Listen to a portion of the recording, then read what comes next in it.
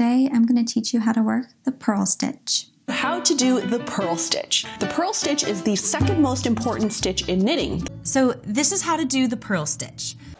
The purl stitch, as a knitter, is one of the first stitches you learn, but for centuries it wasn't used at all. Entire garments were made without purling a single stitch. In this video we're explaining the history of the purl stitch, where it came from, why it was resisted, and how it's become essential to modern texture, style and design.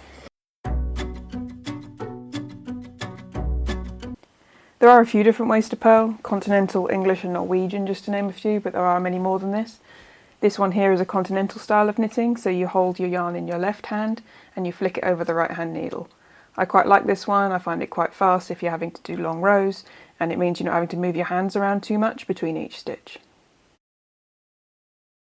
This one here is the English style of purling, so you hold the yarn in your right hand and you flick it over the right hand needle. It is a bit slower than continental purling because you've got a lot of a longer loop to make, but it is still quite widely used in the Western world.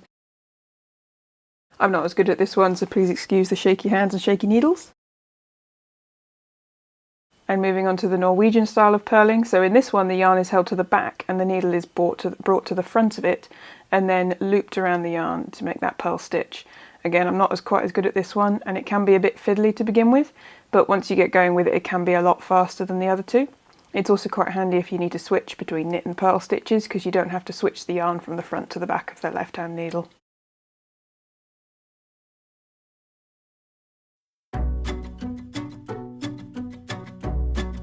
Early examples of knitting, especially in places like Egypt and parts of Europe, show that most garments were made entirely using the knit stitch.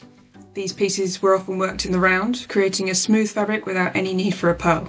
Flat knitting, and therefore purling, wasn't common practice. Some of the oldest known knitted items are socks found in Islamic Egypt, dating from the 11th century. These were knit using fine cotton thread and multiple needles, producing a highly refined fabric. These socks exhibit complex colourwork, but the construction relies almost entirely on the knit stitch, produced in the round using a form of double-pointed needles. In Europe, knitted items from the 13th to the 15th centuries, like gloves, purses and religious clothing, were also created using stocking stitch and knit in the round. This stitch pattern results in a smooth fabric ideal for garments and was efficient to produce on the tools available at the time. The knit stitch was so dominant due to its versatility and simplicity. Early knitters used fine double-pointed needles that made knitting in the round natural and efficient. Purling, which required a reversed hand motion, or to work the garment flat, may not have been widely practiced or necessary for some garments. Knitted objects were often intended for function, durability and fit, and the knit stitch fulfilled those needs well. Other textile traditions, like nail binding and sprang, don't involve reverse stitches either. The fabric was built directionally with a single consistent motion.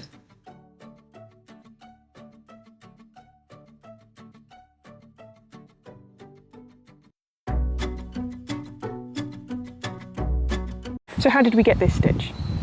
The turning point came when knitters started working flat, back and forth across rows, instead of knitting in the round. This created a need for a stitch that was the reverse of a knit stitch to maintain fabric texture.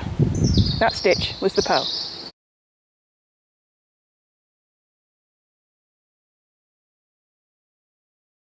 Purling entered wider use in the 16th to the 18th century. This is when knitting moved from a trade guild skill into homes and decorative work. Let's take a look at that period of time, because it's when the purl stitch stops being an occasional curiosity, found only in luxury items, and becomes everyday vocabulary in the knitter's toolkit. Ready?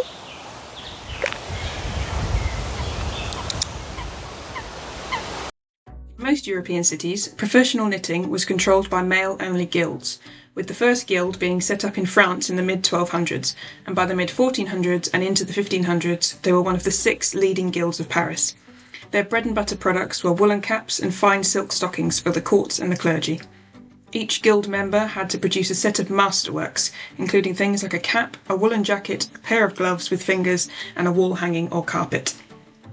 Speed and uniformity mattered. Nearly every surviving guild-made stocking is worked almost entirely in knit in the round. Turning the work to purl would slow production and break the smooth surface prized by the wealthy clients, so purl was seldom used beyond decorative ribbing or a few rings at the cuff.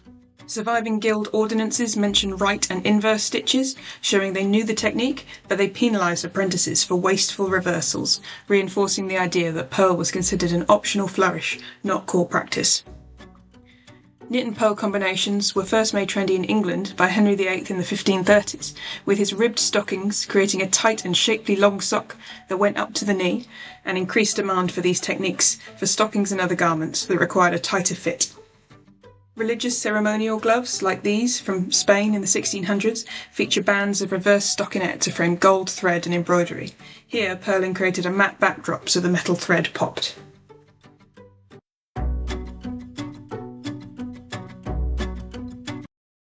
After the Reformation and waves of war, many knitters lost funding and support of the aristocracy, and tended towards more of a market-oriented style of craftsmanship.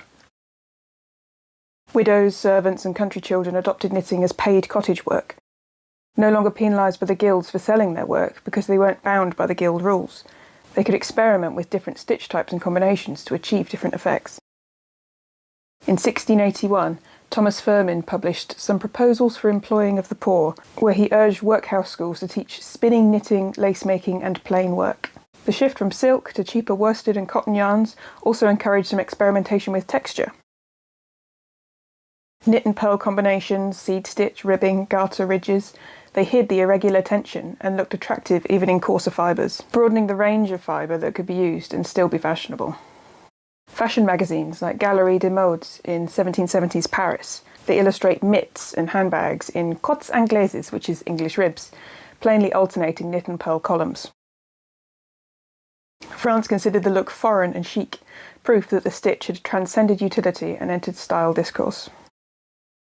From 1780 to 1820, some evidence of purl stitch is also in samplers, where young girls showed needle arts proficiency by stitching alphabets and verses in cross-stitch. Then later in knitting samplers, they would alternate knit and purl rows to produce raised letters and religious motifs. This proved a popular way to show skill and dexterity in the craft.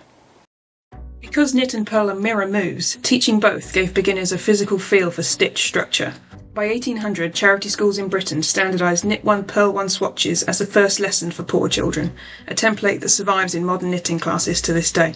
The widespread use of purling also levelled gender lines, whereas guild knitters were men, domestic purl pioneers were largely women, embedding female authorship into knitwear design history.